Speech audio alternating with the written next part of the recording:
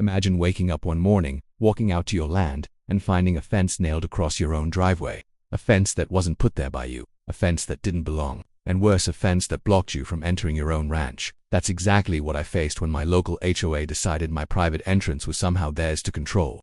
They wanted to beautify the neighborhood and limit ranch traffic, but in reality, they were choking me off my property. At first, I thought it was a bad joke. Then I realized they were dead serious. They claimed I had no right to a road that cut across their subdivision, even though my family had been using that entrance for decades, long before the neighborhood even existed. It wasn't just insulting, it was illegal. But instead of tearing it down in anger, I decided to let them bury themselves in their own arrogance. Because here's the twist.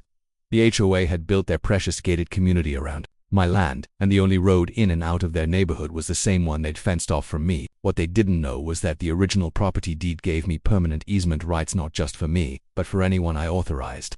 That meant if they blocked me, they blocked themselves. So I made them an offer: either take down the fence and admit they were wrong, or pay me every single time they wanted to use the road. They laughed at first, thinking I had no leverage, but when the sheriff showed up with the documents proving my rights, those laughs died real quick, and that's when the fun and the payments began. It started out as an ordinary morning, one of those quiet, easy days that make you forget how fast life can flip upside down. The sun was rising low over the hills, casting gold across the open pastures of my ranch. My cattle were already wandering near the fence line, their soft lowing mixing with the hum of cicadas. I poured myself a cup of coffee, leaned against the porch railing, and breathed in that smell of earth and grass that only country land carries. Owning this ranch wasn't just about business from MIT. It was family, heritage, and freedom all tied into a single piece of land. But that morning, freedom ended about a quarter-mile down the dirt road. I drove down the familiar path toward the ranch gate, humming to myself, and nearly spilled my coffee when I slammed the brakes. Standing across the entrance, crooked and ugly, was a brand new fence. It wasn't mine. It wasn't supposed to be there. Heavy wooden posts, driven into the dirt, wire mesh stretched tight, and a cheap padlock hanging from a metal chain sealed my only driveway off from the county road. Someone had actually fenced me out of my own property. I got out of the truck, stared at it, and for a second thought maybe I was seeing things. But no, this was real. Someone had pounded those posts in overnight, and judging from the bright orange marker tape still flapping in the breeze, it was recent. At first my mind went through a list of possibilities. Maybe it was county workers making a mistake. Maybe some contractor got the wrong lot. But the longer I stared, the more it made sense who was behind it. My land sat right behind a newly built subdivision, the kind with matching mailboxes, manicured lawns, and an HOA that believed their rules were law. The same HOA that had been pestering me for months about eyesores like my barns, tractors, and cattle trailers. They hated that my ranch shared a boundary with their neat little homes. To them, it wasn't a ranch. It was agricultural disturbance. And now, they had gone too far. I walked up to the fence and rattled the chain.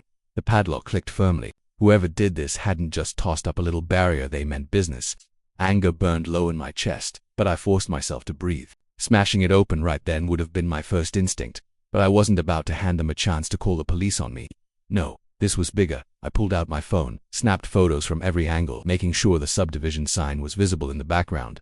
Evidence mattered. Then I dialed the number of a neighbor who had been warning me for months. "You're not going to believe this, Carl," I said as soon as he answered. "They fenced me off my own land." There was a pause, then a low whistle. Knew they'd try something, but I didn't think they'd be that dumb. "You gonna cut it?" "Not yet," I muttered. "First I'm gonna find out who thinks they own my driveway." By late morning I was parked at the HOA's little community office, a bland brick building that looked like it belonged in some corporate park. I walked in, boots dusty from my land, and heads turned like I'd tracked in mud on their perfect carpet. Behind the desk sat a woman I recognized, all too well, Corinne Walters, head of the HOA board. Short hair curled tight, pearl necklace strung around her throat, and that smug smile she wore like a badge of honor. "Mr. Dawson," she said, drawing out my name as if it were a nuisance. "I assume you're here about the new community improvements." I clenched my jaw. "That's so. Improvement is a fence across my ranch entrance." She didn't even blink. "That road happens to pass directly through our neighborhood. We voted to limit access for safety and aesthetic reasons. Too much ranch equipment, too much traffic. Our residents deserve peace." I laughed, short and bitter. "Lady, my family's been driving that road since before your subdivision was." A twinkle in a developer's eye. "You don't own it." "I do." Her smile thinned, but she kept her tone sweet. "The kind of sugar that stings. According to our understanding, the road lies within HOA jurisdiction. You may use the alternative access on the other side of your property." I stared at her, stunned for a moment. "You mean the logging trail that floods every spring? The one that's 5 miles longer and barely wide enough for a pickup?" "It is sufficient," she replied coldly. Your presence disrupts the look and feel of our community. We must maintain property values." That was the moment it clicked. They didn't want me there. They wanted me gone. And if they couldn't buy my land, they'd choke me out of using it. I leaned across the desk, lowering my voice. "Karen, you've made a mistake. That road is legally mine. My deed includes a permanent easement for access. Blocking it off isn't just wrong, it's illegal." For the first time, her smile wavered, just slightly, but I caught it. "If you have concerns, Mr. Dawson, I suggest you take them up with your attorney. The board has spoken." I left the office boiling with rage, but under it, a flicker of something else, determination. Because while she thought her HOA rules were gospel, the law was on my side. I'd spent years keeping my records straight, and my grandfather had been smart enough to protect this land with airtight paperwork. That easement wasn't just words on paper, it was a hammer. Driving back, I stopped at the county clerk's office. The clerk, an old friend of my father's, pulled the records faster than I could ask. There it was, plain as day. Easement rights, recorded in 1962, guaranteeing access from the county road through what was now their subdivision. It wasn't just for me either. It extended to any successors, tenants, invitees, and contractors. In other words, anyone I said could pass. I sat back in the chair, staring at the documents. They hadn't just fenced me in, they had fenced themselves into a corner. Every delivery truck, every guest, every resident, they were all using a road that technically passed through my right-of-way, and by blocking me, they had just given me the power to decide whether they used it too. That evening, I stood at the fence again. The sun was setting, orange burning behind the hills, and the subdivision's lights were flickering on one by one. Homeowners drove past in shiny SUVs, glancing nervously at me as I leaned against the gate. They didn't realize yet what their precious board had done, but soon, they would. I pulled out my phone, dialed my attorney, and said the words that would kick off the battle of my life. "It's time to remind the HOA who really owns this road." That was the day everything changed. The next morning came with a different kind of weight in the air. I wasn't thinking about cattle or fences or fixing the tractor. All I could think about was the smug look on Karen Walters' face when she told me the board had spoken. The audacity of that woman was almost unbelievable. She actually thought her HOA bylaws could erase 60 years of legal property rights. But the more I thought about it, the clearer it became. She was counting on me giving up. She figured I'd just swallow my pride, use the rough back trail, and stop bothering her shiny little subdivision. That was never going to happen. By 9 o'clock. I was sitting across from my attorney Mark Stevens in his cramped office above the hardware store downtown. Mark had been a family friend for years, the kind of man who wore the same scuffed boots to court that he wore to Sunday service. He pushed his glasses up his nose and frowned at the stack of documents I'd brought in. "Carl," he said finally, tapping the top page, "this is ironclad. Your grandfather knew what he was doing. This easement's permanent, it's recorded, and it runs with the land. That means it doesn't matter who owns the property around you, you always have access through this road. Always." I leaned back, letting out a long breath. "So what they did is flat out illegal." "Not just illegal," Mark said, a slow grin spreading. "It's a civil violation. They're interfering with your right of access. That can get real expensive for them if they don't back down." That was music to my ears, but part of me still burned for confrontation. I wanted to rip that fence down with my tractor and drag it onto Kieran's front lawn, but Mark shook his head when I said as much. "Not yet. Let's do this by the book. First, I'll draft a formal notice. We'll send it certified. Demand they remove the obstruction immediately. If they don't, we file suit. Meanwhile, don't touch that fence. The more stubborn they are, the more leverage you'll have." It wasn't the cowboy way I preferred, but it made sense.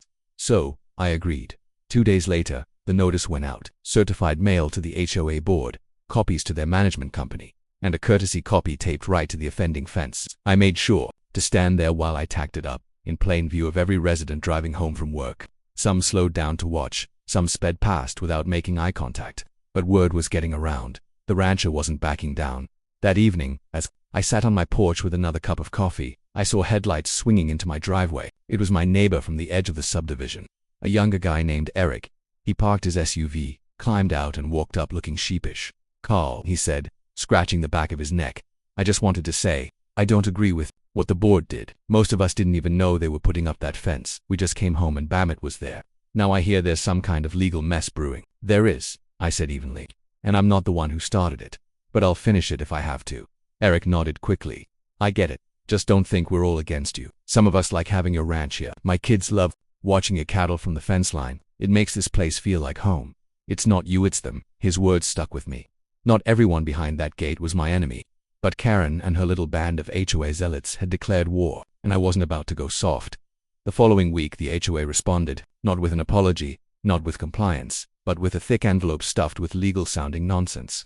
They called my easement outdated, They claimed substantial changes in land use had rendered it void. They even accused me of being a nuisance by bringing farm equipment through residential areas. Reading their letter was like reading a bad parody of a courtroom. Drama full of pompous language but no actual law. I drove straight back to Mark's office. He skimmed the letter, snorted, and tossed it onto his desk. "They don't have a leg to stand on," he said flatly. "An easement doesn't expire. Their claims are garbage, but this proves what I suspected. They're not going to roll over. They want a fight, and if it's a fight they want—" He leaned forward, eyes gleaming. "Then we'll give them one they'll regret." The next step was filing for a preliminary injunction.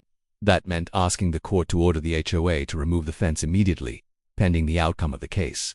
Mark was confident the judge would side with us, but court takes time. In the meantime, the HOA doubled down. They hired a security guard and actual rent-a-cop to sit at the entrance by the fence. His job apparently was to make sure I didn't trespass on my own land. I almost laughed the first time we saw him, sitting in a folding chair by the gate, sunglasses on, pretending to be tough. I pulled up in my truck, rolled the window down, and asked, real polite, "You know you're sitting on my easement, right?" He shifted uncomfortably, muttered something about just doing my job, and refused to move. I took a picture of him too. Every detail was more evidence. The real breaking point came a week later. It was calving season, and one of my heifers went into labor near the north pasture. I needed a vet, fast. I called Dr. Harris, the local large animal vet, and she rushed over in her truck. But when she reached the subdivision entrance, that same rent-a-cop waved her down, told her she couldn't pass. By the time I drove up, she was red-faced and furious. "Carl," he says, "I can't get through." I was out of my truck before the engine even died. I marched up to the guard, fists clenched. "Listen here. This road is mine. This woman is my vet. You stop her again, and you'll be the one explaining to the sheriff why you interfered with emergency livestock care. You got that?" He stammered something, looked at Dr. Harris, then reluctantly raised the chain to let her through. I drove behind her, blood pounding in my ears. That moment cemented it for me. This wasn't just about pride anymore. It was about survival. They were threatening my livelihood, and by extension, my family's legacy. The vet saved the calf, thank God. But as I watched that little animal take its first shaky steps, I felt a wave of cold resolve. The HOA thought they could squeeze me out, but they didn't realize they'd just handed me the perfect weapon. By blocking me, they were blocking themselves. And once the court saw the easement, the tables would turn. That night, Mark called with good news. The judge set a hearing date for the injunction. He told me, "We'll present the easement, the photos, the interference with your vet.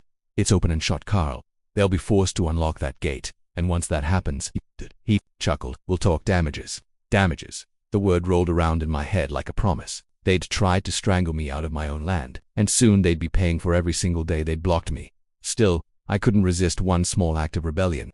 Early the next morning, before sunrise, I parked my truck just outside the fence, set up a lawn chair, and sipped my coffee while the subdivision woke up. Car after car lined up at the gate, residents glaring at me as they waited for the rent-a-cop to unlock the chain. I just smiled and tipped my hat, because deep down, I knew what they didn't. This battle was already mine, and it was only the beginning.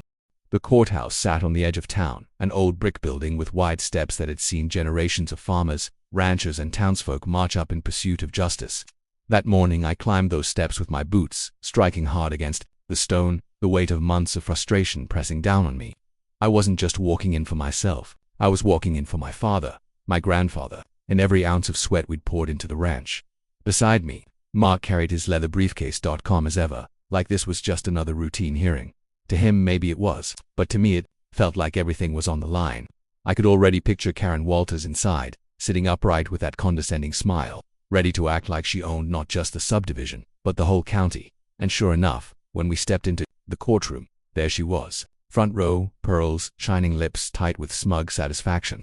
Two men in tailored suits sat beside her, HOA attorneys flown in from some big city firm. No doubt they looked polished, expensive, and about as out of place in our little courthouse as a limousine parked at a rodeo. When the judge entered and the hearing began, I folded my hands on the table and forced myself to breathe. Mark rose first, his voice steady but firm, laying out the facts with the precision of a man who'd been here 100 times before. "Your Honor, this case is simple. My client, Mr. Dawson, holds a recorded easement dating back to 1962. That easement grants him permanent access from the county road across the property that is now the HOA subdivision. The HOA has unlawfully blocked that access by erecting a fence, interfering not only with his legal rights but with critical ranch operations.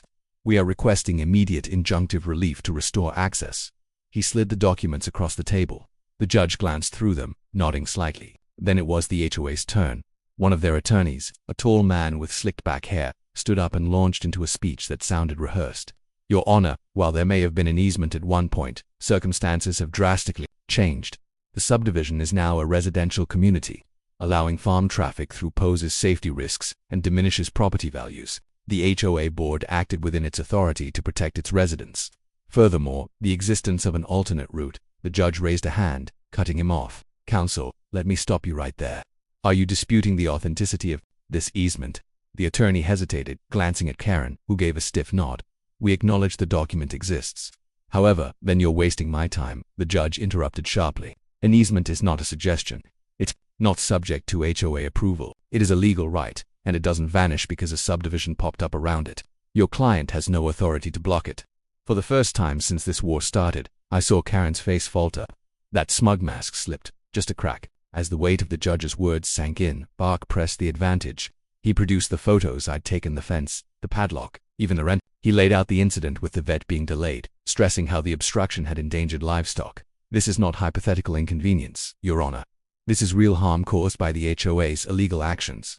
The judge leaned back, in his chair steepling his fingers. I've heard enough. The HOA will remove the fence immediately, effective today. Furthermore, pending the outcome of damages, they are prohibited from interfering with Mr. Dawson's easement in any way. Do I make myself clear? The HOA attorney tried one last desperate objection. Something about community standards, but the judge's gavel cut him off. Crystal clear, order granted. And just like that, the fence came down. Walking out of that courthouse, I felt 20 pounds lighter. The sky seemed brighter, the air cleaner, but beneath the relief, there was still a simmering fire, because while I'd won the injunction, this fight wasn't over. The next battle would be about damages, and damages meant money. That afternoon when I pulled up to the ranch entrance, a work crew was already there, cutting the chain and dismantling the posts. Karen stood nearby, arms crossed, watching with barely contained fury. I parked my truck, stepped out, and tipped my hat. Afternoon, Karen. Judge sends his regards. Her jaw tightened. Don't get too comfortable, Mr. Dawson. This isn't finished. Oh, I hope not, I said evenly, because the next part's gonna be real interesting. Over the next few weeks, the atmosphere in the subdivision turned tense. Residents still drove past my land every day, but now they looked at me differently. Some offered small nods of sympathy, others avoided my gaze entirely. I heard whispers that HOA fees were rising apparently. The legal fight wasn't cheap. Meanwhile, Mark began preparing the damages case. We're not just asking for the cost of your inconvenience, he explained. We're going after them for interference with business operations, legal fees, and punitive damages. And given the judge's tone, I'd say we've got a strong chance. I kept quiet about it to most folks, but word has a way of spreading, in small towns. Before long, I heard from Eric again. He caught me one evening while I was feeding the cattle, Carl, he said, looking uneasy. People in the subdivision are starting to get real nervous. The board told us HOA fees might double if they lose. Families are angry. Some of us are thinking about demanding Karen step down. I nodded slowly. That's between you and your neighbors. But I'll tell you this, she brought this on herself. She could have admitted she was wrong, taken down that fence, and saved everyone a lot of money. Instead, she doubled down. And now it's gonna cost. As the trial date for damages approached, Karen tried new tactics. She sent me letters offering settlement agreements, small sums of money if I'd agree to drop the case. Each one was more desperate than the last. Mark advised me to reject them all. They're trying to nickel and dime their way out of a lawsuit they know they'll lose, he said. Hold steady, we're playing the long game. Still, I could see the cracks forming in the HOA's unity. At the grocery store, I overheard residents whispering complaints. Someone even slipped a note under my truck windshield one afternoon. It read, "We're sorry, we didn't vote for this. Don't punish all of us for her mistakes." I sat in the cab for a long time staring at that note. I didn't want to punish the whole neighborhood, but I wasn't going to let Karen off the hook either. And unfortunately for them, their HOA meant they were all in it together. The day of the damages trial arrived like a storm cloud on the horizon. Once again, I found myself in that courtroom. Karen perched stiffly in her seat, her attorneys flanking her, but this time she didn't look so confident. Her pearls sat slightly crooked, and her hands fidgeted in her lap. Mark opened strong, laying out the timeline in meticulous detail of the fence, the obstruction, the vet being delayed. He emphasized the harm done, not just in inconvenience but in risk to livelihood. He even brought in Dr. Harris to testify about how her access had been blocked during an emergency call. Her words carried weight, and I could see the judge listening intently. When it was their turn, the HOA attorney scrambled. They tried painting me as unreasonable, claiming I refused to compromise. They said the HOA acted in good faith to protect residents, but every argument fell flat against the cold, hard fact of that recorded easement. In the end, the judge didn't just rule in my favor, he hammered them. The HOA was ordered to pay significant damages, enough to sting badly. They were also required to cover my legal fees in full. The final number wasn't just a slap on the wrist, it was a full-body blow. When the gavel fell, Karen's face went white. The residents in the back row murmured anxiously, some shaking their heads in disbelief. I stood tall, shook Mark's hand, and walked out of that courtroom knowing the tide had fully turned. For the first time in months, I could breathe easy. The road was mine again, my rights were upheld, and the HOA had been forced to pay for their arrogance. But deep down, I knew this wasn't the end of the story, because now, every time those residents drove through that road, my road, they'd be reminded of the price their HOA had to pay, and the real fun was only beginning. The morning after the damages ruling, I woke up with a new sense of calm. For the first time in months, there was no fence blocking my road, no rental cop lounging at the gate, no threats hanging in the air. The driveway stretched open before me, the way it always should have. But the battle wasn't truly over. The judge's order had fixed what was wrong. Yes, but it had also opened the door to something bigger. Something that would change the balance of power between me and the HOA forever. I realized it the moment I looked again at the wording of that old easement. I'd read it a dozen times before, but now one line seemed to glow on the page. The grantor, his heirs, successors, assigns, tenants, and inviters shall have the right of ingress and egress at all times across said road. It was ironclad. Not only did I have the right to use the road, but so did anyone I authorized. That meant trucks, contractors, visitors, whoever I chose, which also meant the HOA's residents, technically, were using my right-of-way every single time they drove in or out of their subdivision. And if I wanted, I could decide the terms of that access. The irony made me smile. For months, Karen and her board had tried to choke me out. Now, because of their arrogance, I held the choke chain. I called Mark that afternoon. "Let me ask you something," I said. "If the easement is mine, doesn't that mean the HOA can't use the road without my permission?" He chuckled, clearly seeing where I was going. "That's a very interesting question, Carl. Technically, they don't own the road. It exists because of your easement. Without it, they'd have no legal right to drive through. They've been relying on your access all along." So, I pressed, could I set terms for that use? Mark was quiet for a moment, then said, "You'd need to word it carefully. But yes, you could negotiate a licensing agreement. Essentially, you'd be charging them for the privilege of using the road that runs through your easement. And given the court's ruling, they'd have a hard time saying no." A plan began to form in my mind, bold, maybe even outrageous, but perfectly legal. 2 weeks later, I attended the next HOA board meeting. They hadn't invited me, of course, but I showed up anyway. The room was packed with residents, many of them frustrated and restless. The damages ruling had hit them hard, fees were up, tempers were high, and rumors were flying. I waited until Karen had finished her usual speech about community values before I stood up. "Evening, folks," I said, my voice carrying over the murmurs. "I'll keep this short. You all know what went down in court. The fence is gone. My rights were upheld, and the HOA had to pay damages. That's done. But here's what isn't done. Every time you drive that road, you're driving on my easement. That means you're using my property rights. And from now on, you'll be paying for it." The room erupted in whispers and gasps. Karen slammed a gavel, her face bright red. "This is outrageous. You can't just—" I held up the document, the original deed stamped and sealed. "I can. The law says I control this access. I'm offering you a license agreement. $100 per household, per year. That's less than 30 cents a day. Pay it, and you can drive as usual, no trouble. Refuse, and we'll be back in court, where you'll lose again. And next time, it'll cost you more." The residents turned on each other instantly. Some muttered angrily at Karen. Others looked at me with reluctant acceptance. A few even nodded, as if to say it was fair. Karendo was nearly shaking with rage. "This is extortion," she hissed. I met her glare head on. "No, Karen, this is justice. You tried to block me from my own land. Now you'll pay for the privilege of crossing it." The meeting dissolved into chaos, but the seed was planted. Over the next month, letters went out, contracts were drafted, and household after household signed on. Most of them grumbled, but they signed anyway. They knew they had no choice. $100 a year was cheaper than another lawsuit. Soon enough, the payments started rolling in. Checks with neat signatures, some resentful, some apologetic. I deposited them into a separate account I called the easement fund. The first year alone, it brought in tens of thousands of dollars, enough to repair the old barn roof, upgrade my equipment, and even hire an extra ranch hand. The more money came in, the more bitter Karen grew. She fought tooth and nail, urging residents not to pay, calling me greedy, warning of slippery slopes, but her influence was waning fast. The board meetings turned hostile, not toward me, but toward her. People were tired of paying for her arrogance. One evening, Eric stopped by again, shaking his head in disbelief. "You really did it, Carl. You turned the whole thing around on them." Karen's losing support fast. Folks are saying she might get voted out at the next election. I shrugged, though inside I felt a fierce satisfaction. She brought it on herself. All I ever wanted was peace, but she couldn't leave well enough alone. That summer, the road to my ranch looked different. No fence, no padlock, just a steady stream of SUVs and minivans rolling through, each one a little reminder that I was being paid for their passage. Every set of tires crunching on gravel was money in my pocket. But it wasn't just about the money, it was about principle. They had tried to strip me of my rights, and instead, I had turned those rights into a source of strength. I wasn't just surviving anymore, I was thriving. Karen, on the other hand, was unraveling. She sent me one final letter, dripping with venom, accusing me of destroying the community spirit and profiting off innocent families. I folded it neatly, filed it away, and didn't bother replying. By then, her words had no power. The final straw came in autumn, when the HOA held its annual election. For the first time in years, Karen's name wasn't on the ballot. Residents had quietly organized against her, tired of her stubborn pride and costly mistakes.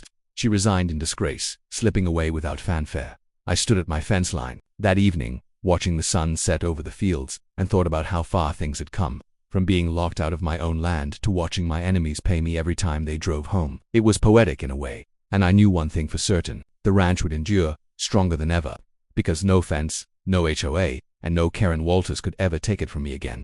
The HOA thought they could wear me down, but what they didn't understand was that I had spent my entire life on this ranch. My father had fought for every acre, every fence post, every patch of soil, and I wasn't about to let a group of suburbanites strip me of the rights that had been handed down to me. By the time Chapter 4 ended, the HOA had already realized the payments weren't temporary. They were permanent.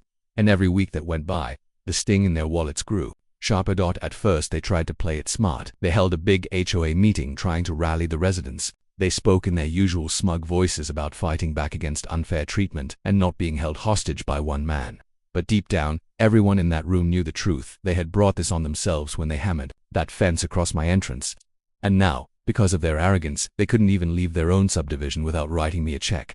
Word spread quickly outside of the neighborhood. Local papers started covering the story. Rancher makes HOA pay tolls to exit their own neighborhood was splashed across the front page. Reporters showed up at the end of my driveway, snapping photos of the toll booth I had built out of old ranch wood and a tin roof. It was a little tongue-in-cheek, but it served its purpose. Each car that rolled through had to stop and pay me for the right to use the road. Some homeowners paid with clenched jaws, refusing to make eye contact. Others tried to act friendly, pretending like nothing had happened, but I didn't care. Payment was payment. The HOA board grew desperate. They sent me letters demanding I take down the toll booth. They threatened lawsuits. They even claimed I was being predatory toward the residents. But every single time my lawyer responded with the same calm reminder: the easement was mine, it had been legally recognized, and the HOA had no authority to take it away. If they wanted relief, they'd have to build an entirely new road leading out of the subdivision, something that would cost them millions. And that's when the balance of power truly shifted. Instead of me being on defense, they were there. President Karen, the one who had championed the fence in the first place, suddenly became the villain in her own neighborhood. Residents blamed her for the payments. Some said she had ruined their property values. Others were furious that she had turned what was once a quiet neighborhood into a public scandal. I'd watch as she drove past my booth, her face twisted in anger, dropping payment after payment into the box. I didn't even need to say a word. Her humiliation was payment enough, but I wasn't content with just collecting tolls. I knew this was my chance to make sure no one would ever try to strip me of my rights again. So, I invested the money I was collecting into improving my ranch. I built new barns, repaired fences, and expanded my livestock operations.